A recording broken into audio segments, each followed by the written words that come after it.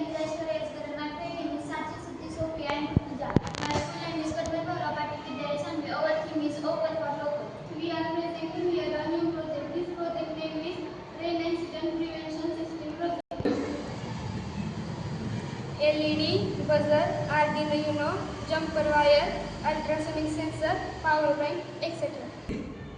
Some measures need to be increasing the numbers of trains and the loss of human beings. We realize that we try to prevent the loss of human beings by the project Railway Safety Project. If the obstacles affecting the railway Start.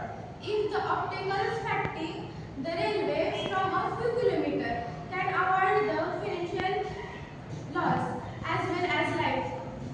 At one time, financial loss can be done, but financial of life is never paid. Therefore, in this project, we have installed sensor in front of the railway, which will identify obstacles in front of the railway.